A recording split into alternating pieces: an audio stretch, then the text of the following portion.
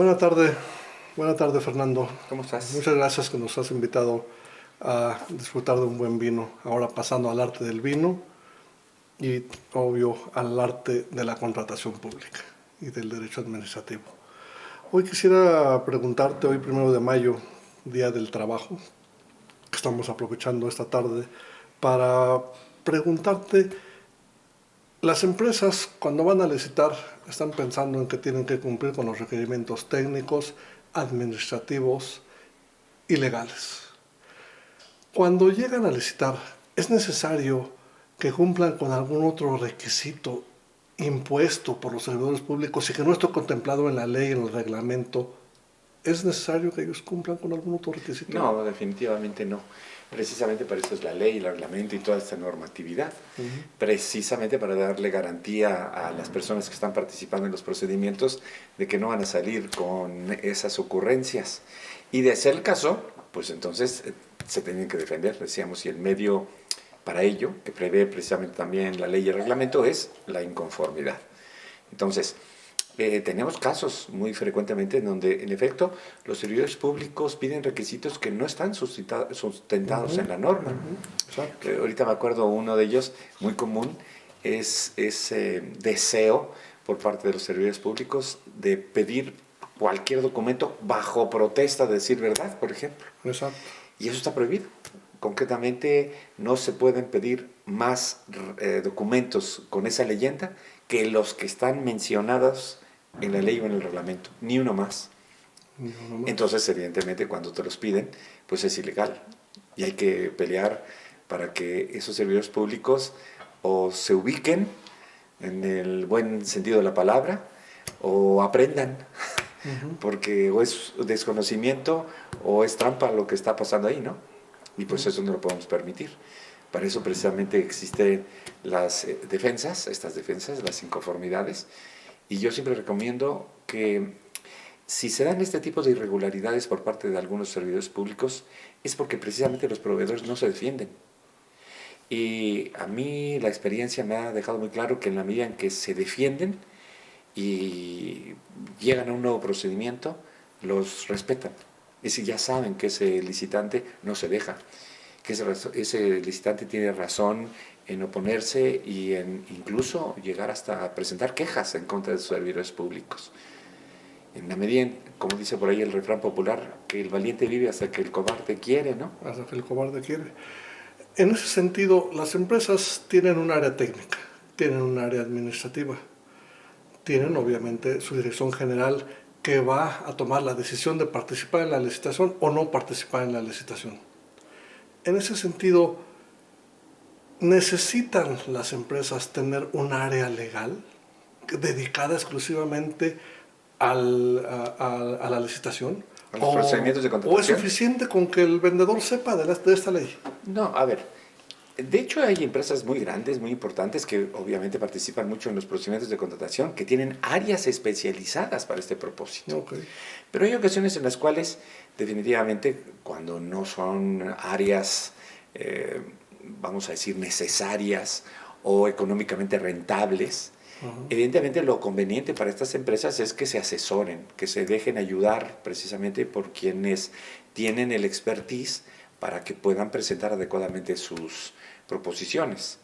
En ese tenor, entonces, yo diría, no es necesario desde el punto de vista de tener esa área, pero sí es fundamental el que se asesoren, porque yo he visto casos de empresas que con esa idea de que, pues nada más es presentar papelitos y van, les va en feria.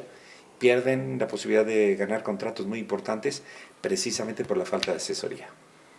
La falta de asesoría.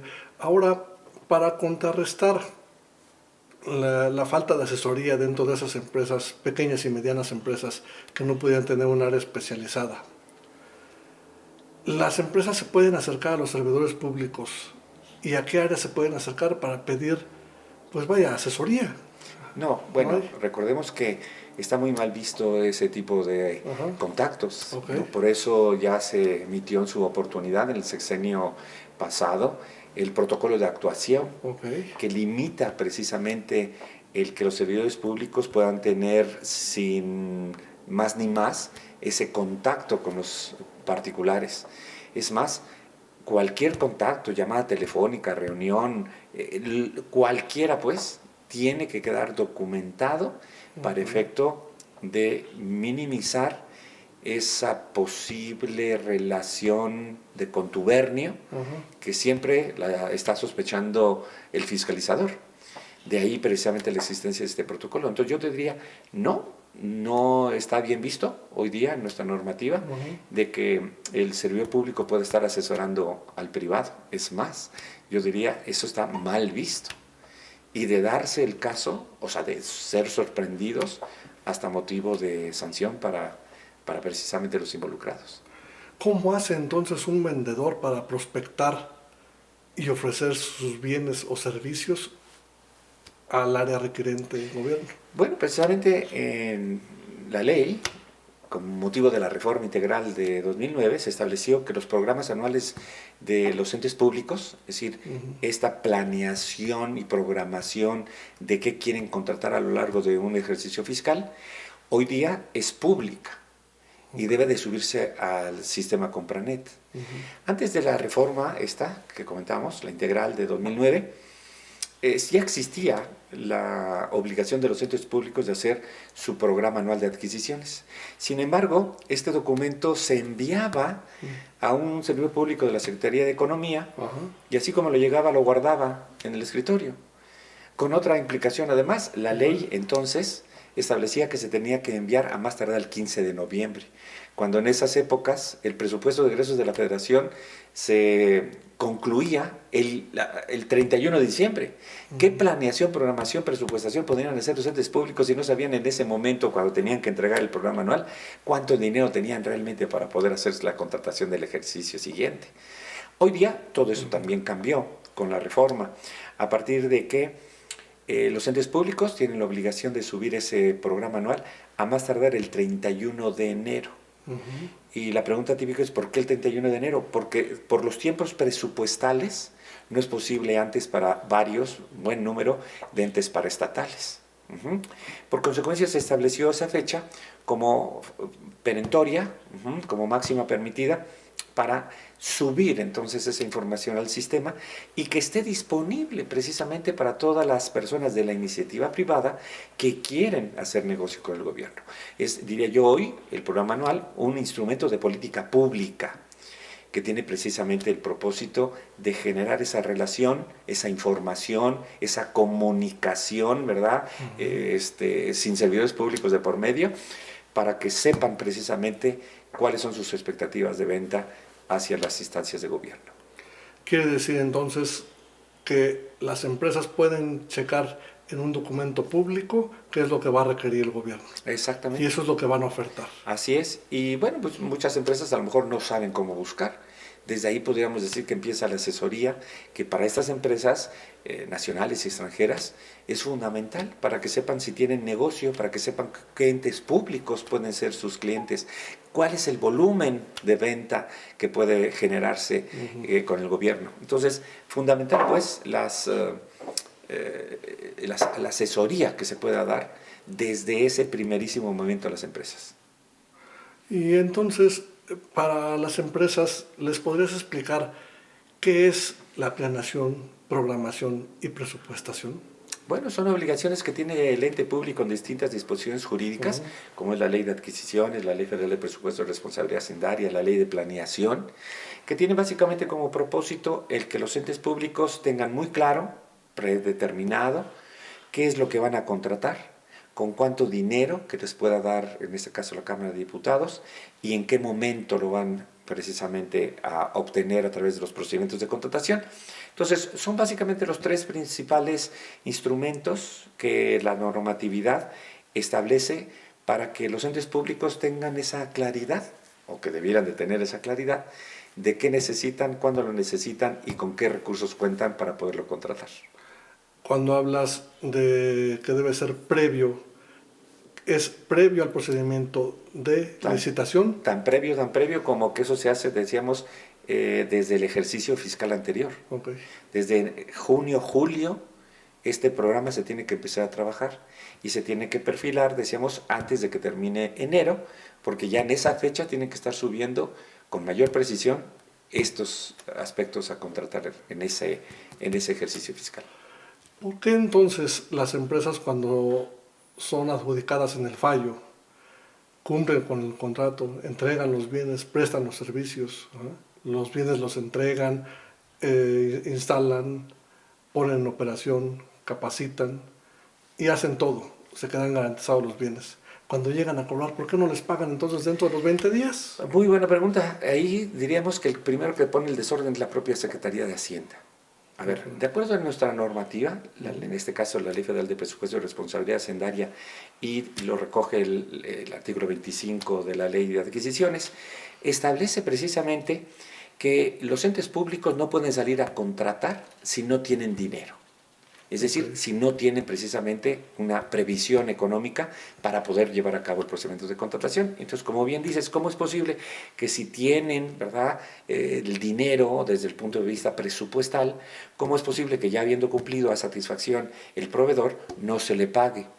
Y el problema radica en que hoy día los entes públicos no ven el dinero, manejan números. Todo lo maneja, bueno, hay excepciones, pero básicamente todo lo maneja la Tesorería de la Federación, que pues, es Secretaría de Hacienda.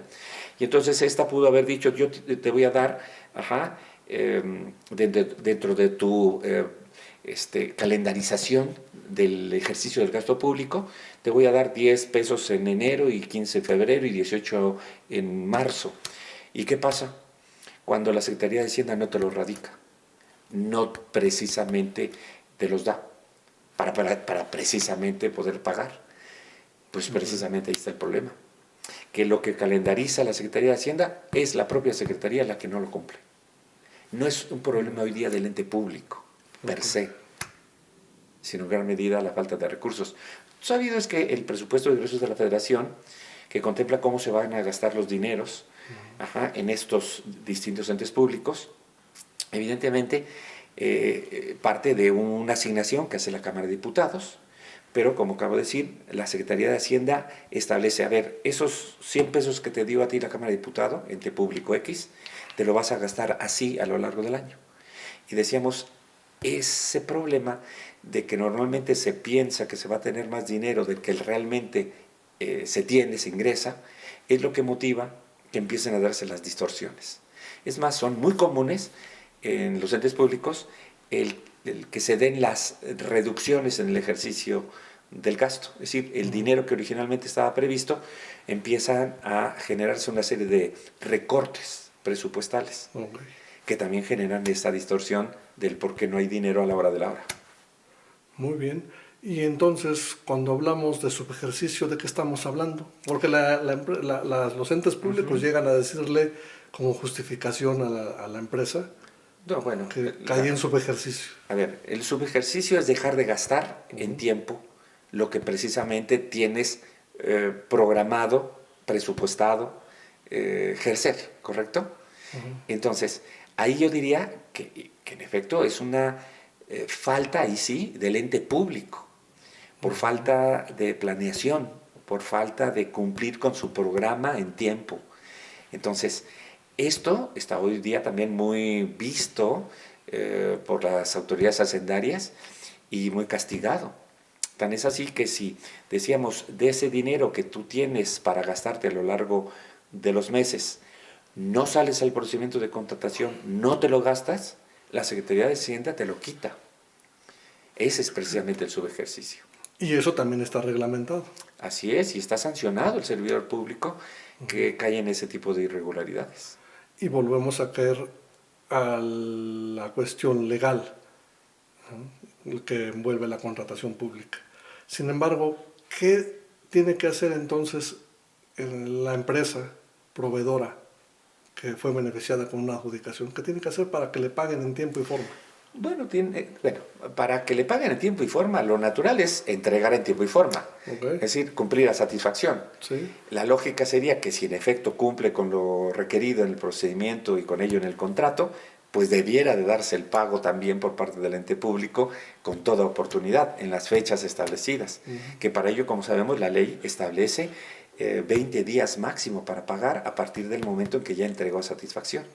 Y es más, otra de las innovaciones que se dieron con motivo de la reforma de 2009 fue el hecho de que si no te pagan en tiempo, te van a pagar un interés. Claro, lo tienes que reclamar, que a lo mejor no es un interés bancario, no es un interés para hacerte rico, pues no, pero bajo el principio de equidad se estableció el mismo interés que cobre el gobierno a quienes no le pagan impuestos, que sea el mismo interés que pague el gobierno a quienes no le paga por haber prestado, entregado, cumplido con un contrato en materia de contrataciones o incluso de obra. Entonces, en ese tenor, diríamos, si no se cumplen esas premisas de que te paguen como Dios manda, pues entonces evidentemente también se tienen acciones jurídicas para poder intentar el pago por otros medios. Y ahí definitivamente volveríamos a la necesidad de que la empresa se asesore con gente que se dedica a eso como nosotros todos los días. Todos los días. En materia civil, si a una empresa no le pagan, lo primero que se hace es que lo voy a demandar en la vía civil. Y si de los actos se derivan cuestiones ilícitas, pues vas a denunciar el fraude. ¿Qué pasaría en el caso del servicio público o de una venta al gobierno? Porque también quiero mencionar que también hay medios alternativos de solución de controversias en la parte privada. ¿Qué pasa en esas tres cuestiones? ¿Te demando, te denuncio o me voy a la solución de controversias? ¿También hay eso en el sector público? Sí, sí, también lo hay. Y en ese tenor habría que ver el caso específico, ¿no? ¿Cuál es la mejor de las vías para este propósito de poder llegar al cobro? Entonces, no hay una regla, de ahí la necesidad de ver el caso específico y con ello, pues atenderlo oportunamente. Atenderlo. Pues muy bien. A mí me queda claro que entonces las empresas sí tienen garantías para recuperar su inversión, para cobrar lo que vendieron, para obtener una ganancia lícita, ¿no? Lícita. Así es. Okay. Ni más ni menos. Ni más ni menos. Muchas gracias, Fernando, por la invitación y salud. Salud. En ese orden del día, salud. Salud.